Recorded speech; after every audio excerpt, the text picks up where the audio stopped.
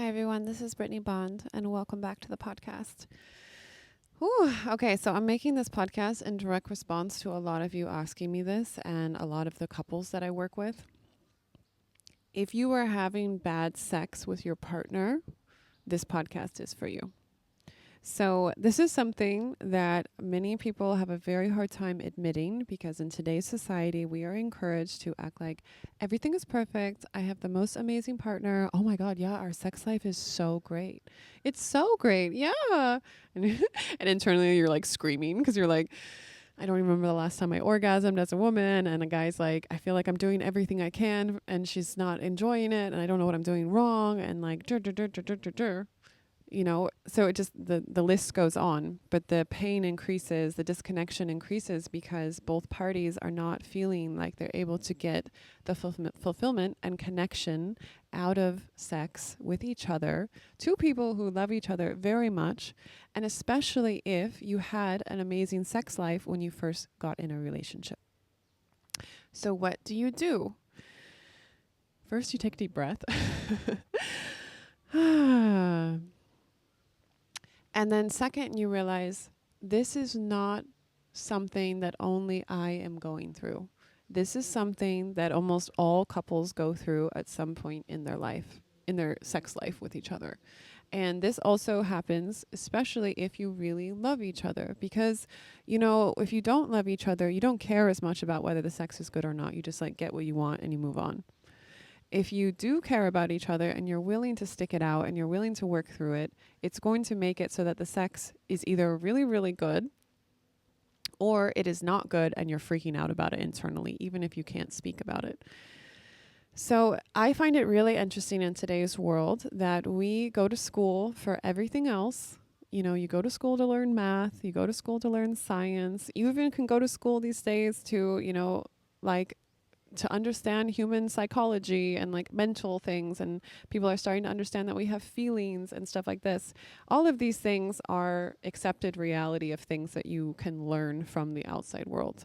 But in today's society, we do not have school for how to have sex. So people are raised in this reality of, I somehow am supposed to learn this thing that no one's talking to me about. My parents are not talking to me about.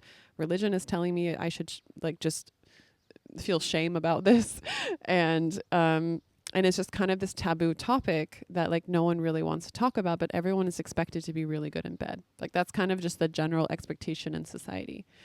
And if you do try and learn about it, usually people try, men and women, they try and learn about sex through porn. Porn is the last place you should be looking for how to learn about sex. Porn is two people who probably don't even know each other very well doing some sort of performative act. And the thing about sex is that it's all energy. Sex starts outside of the bedroom. If you're going to have really good sex, it has nothing to do with, it does have a little bit to do with the physical act. But it has, I would say, 80% to do with the emotional energy and the actual energy connection that you have between you and the person that you're making love with. I look at everything in energy. And from an energy standpoint, when you are making love with someone, when you're having sex with someone, you are literally merging your energy together.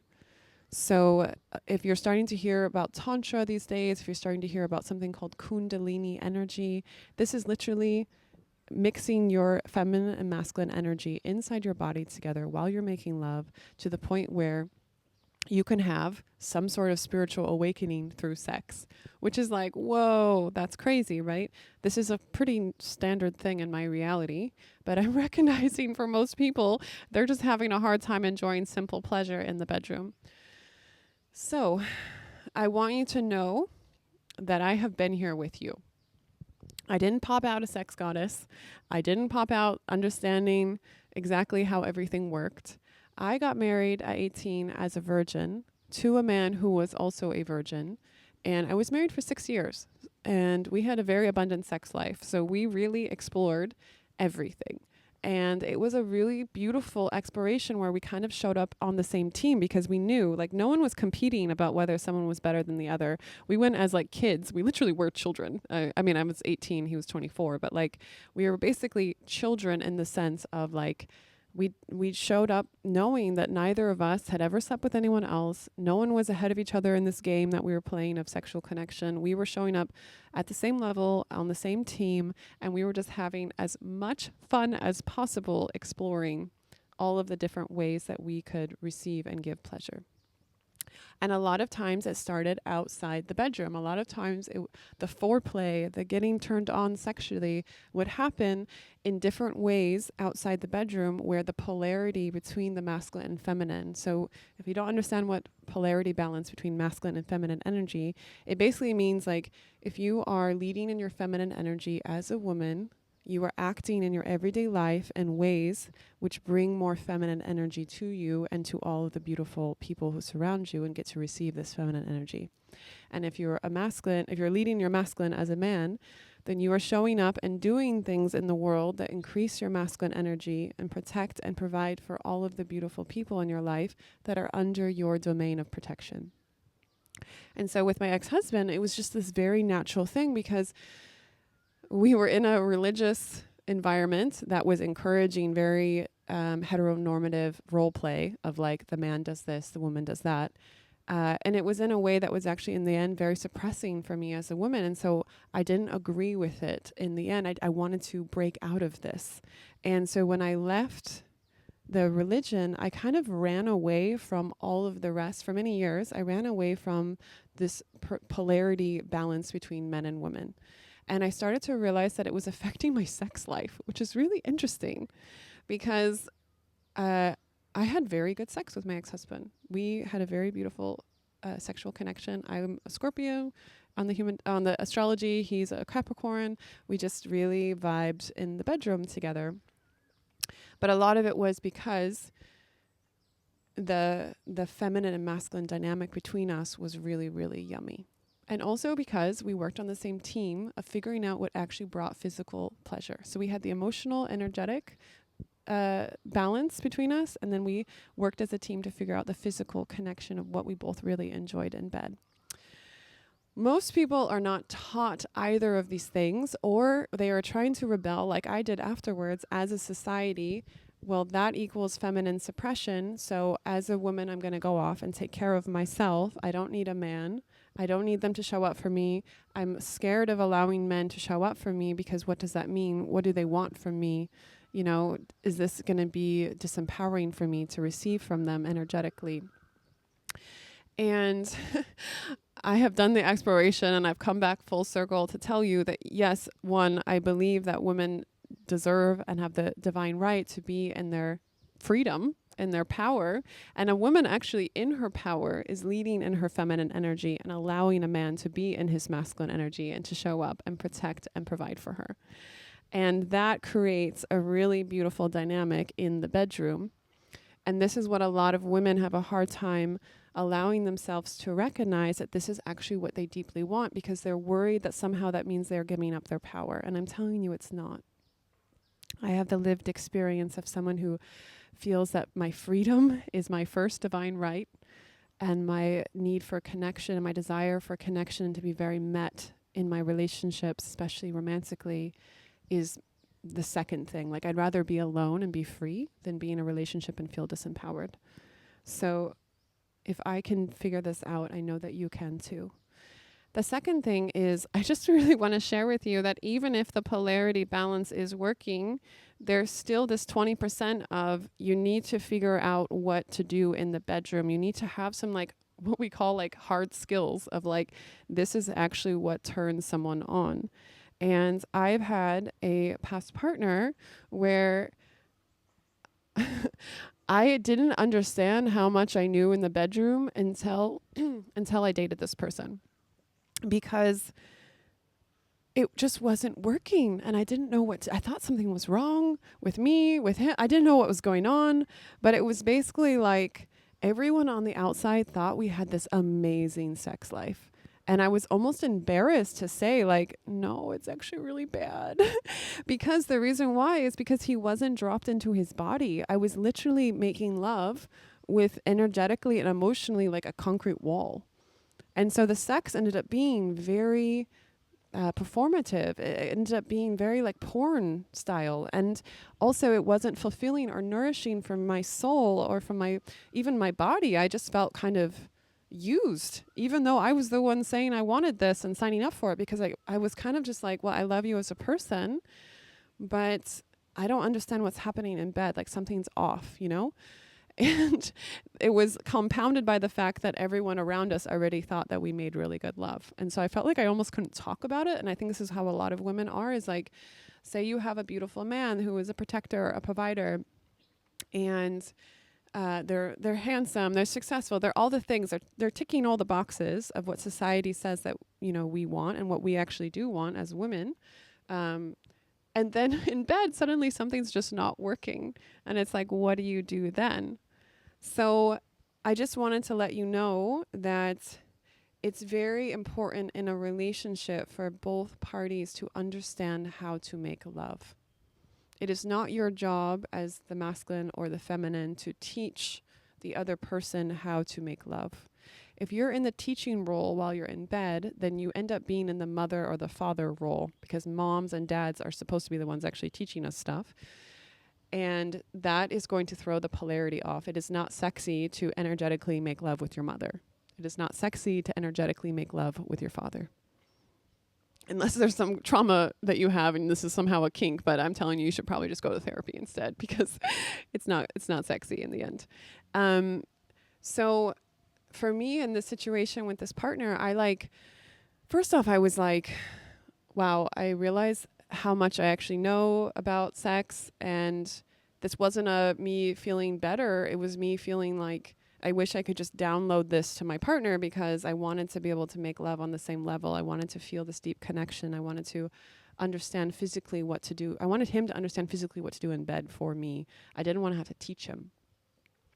And this is what I'm trying to tell you, is that it's each of us responsibility to take it upon ourselves to understand how to be a good lover from a physical perspective.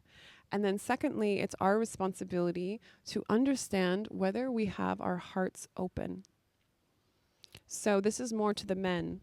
It is definitely our responsibility, like your responsibility as a man, to do the inner work in order for you to be able to receive a woman in her divine feminine energy. What does that even mean?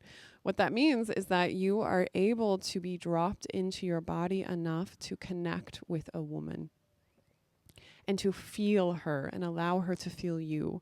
For a lot of men who have been shamed around their emotions their entire life by society, by religion, by their parents, allowing yourself to feel your feelings and being in your heart is the equivalent of a lot of times asking you to put a gun to your head and pulling the trigger. That's how it feels for most men, because it makes them feel that they are out of control.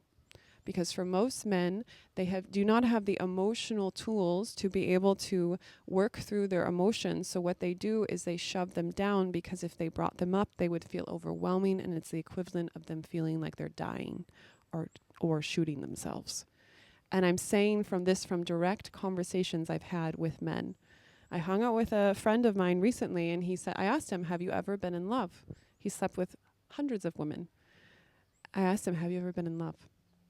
He said, well, what do you mean? What does that even? Literally, he was like, what does that mean?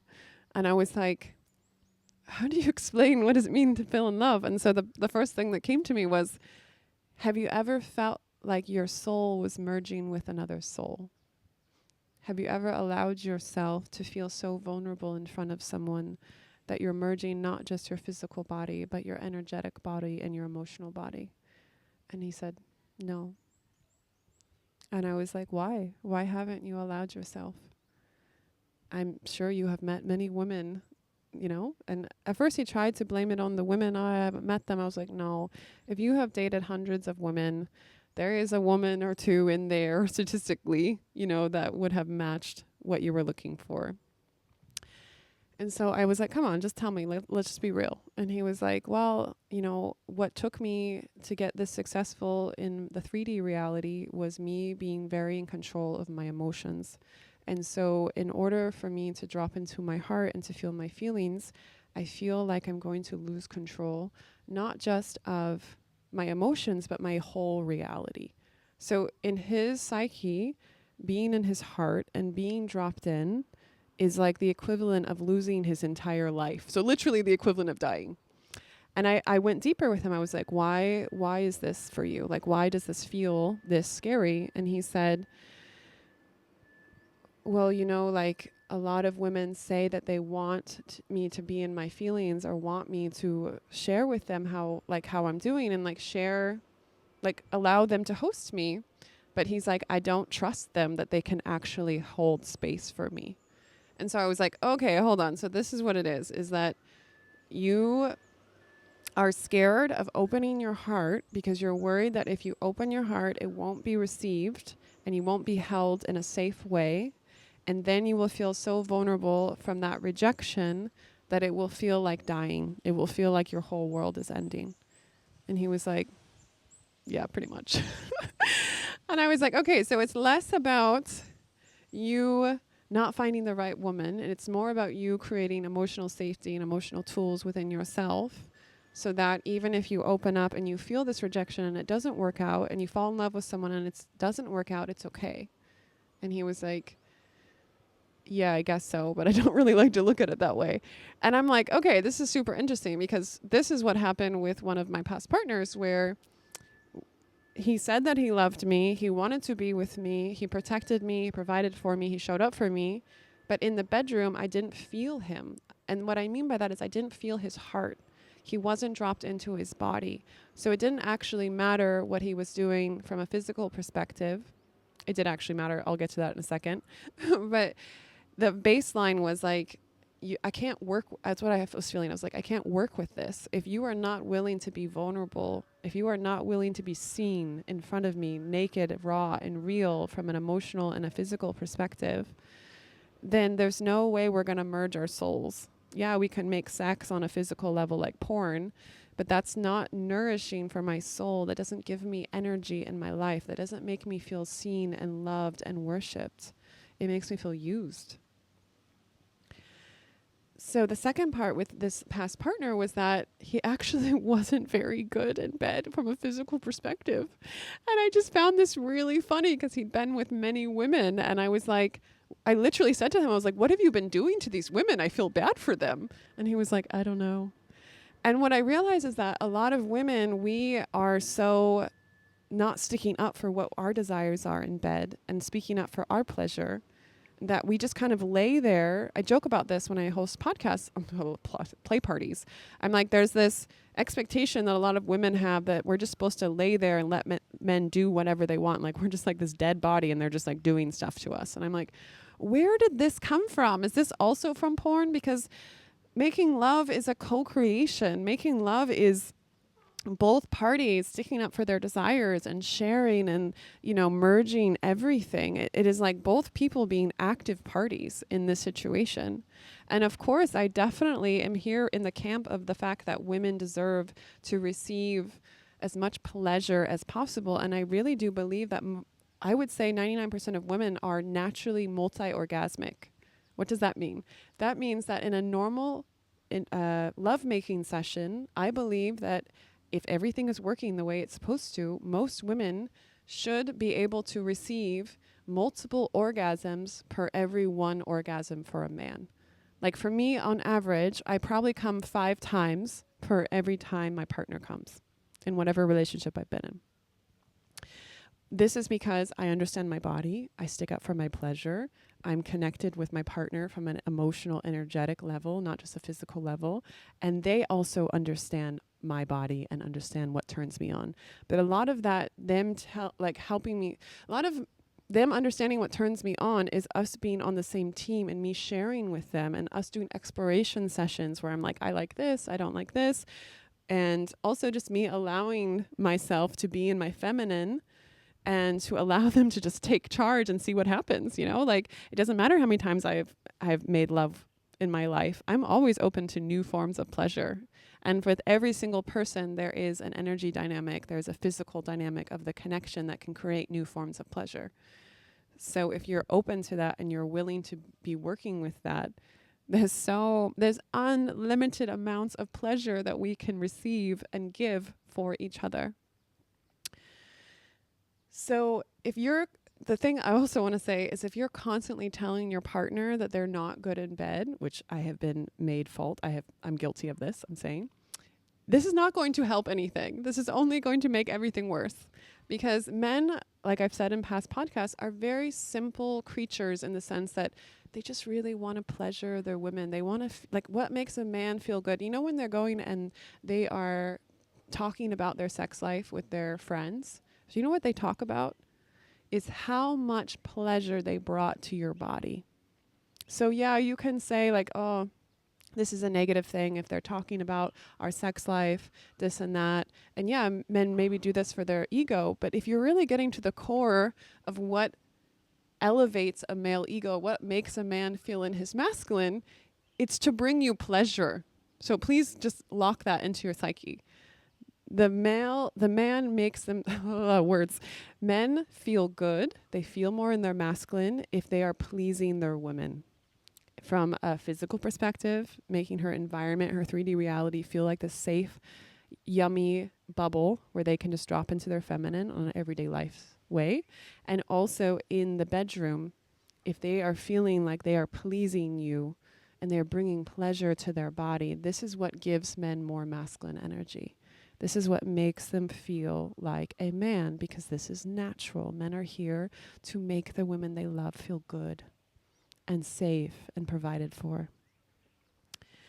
So if you tell a guy, yeah, you kind of suck in bed, or like, this is not good, I don't like this, then you are just going to hurt their ego. And a lot of times, if a man is not fully developed within his own psyche and in his own self-esteem, he will just shut down.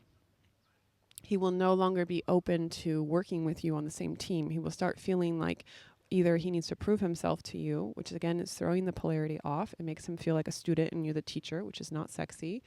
Or he will start hiding himself within his psyche. And then this is when men cheat. They will go find another woman who will create this feeling inside of themselves that they are able to please her, that they can, provide for her pleasure. And I'm not saying you're doing anything wrong by speaking up about having a bad sex life. I highly recommend speaking up about everything as a woman. But I'm saying that there's a way that you can do it that can keep a man in his masculine, divine masculine energy and encourage him and inspire him and activate him to create even more pleasure for you. So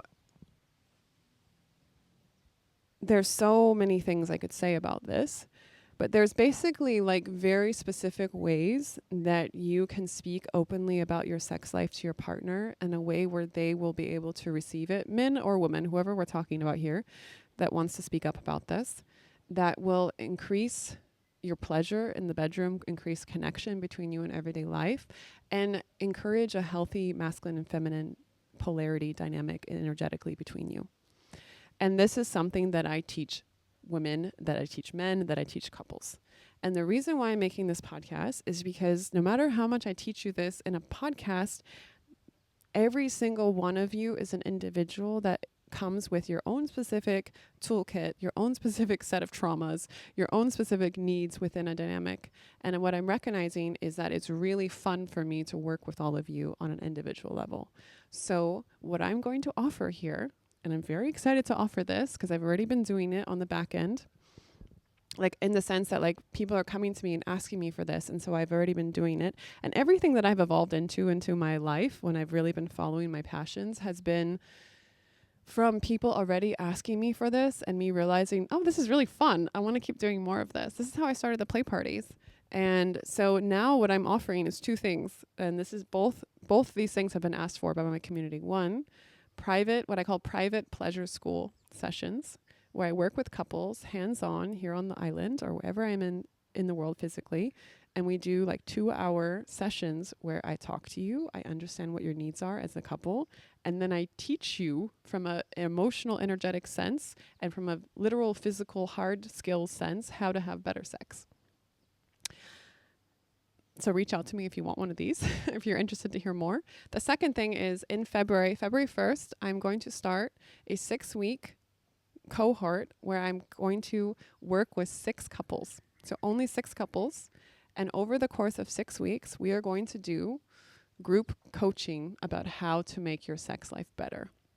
The reason why it's group is because you're going to realize that all of you are going through the exact same thing, and that it's actually very healing to do this as a community and as a tribe. And there's so much you can learn from each other, and there's so much that I want to teach you. And I want to teach you in batches because it's more fun for me to learn from each of you and learn what you need and then apply it to you individually and as a group. So imagine I used to do a lot of business masterminds, but basically this is a mastermind. This is a group coaching for how to have better sex within your partnership. And this is starting February 1st. And I'm only having 6 couples. I already have a couple people who are on the waiting list for this, but I told them I have to wait until I officially announce it to everyone. So I might already have the 6 couples, but if you're interested, please reach out to me on Instagram, Brittnee Bond, and I will give you the rest of the information. So, and this is just the beginning of more of these things because I find this so much fun. And I realize that there's so much practical help that I can give you in order for you to have a better sex life, because I'm here for all of it. I'm here for the deep, committed partnerships that also include a lot of pleasure and a lot of amazing, yummy polarity balance of energy going back and forth in all of the ways. So if you are also craving this and you're desiring this in your life and you're feeling like, I don't know where to get this, reach out to me. Let's talk. Okay, I'm going to go to the gym now. I hope you guys have a beautiful day and you enjoy lots of pleasure, alone, individually and together.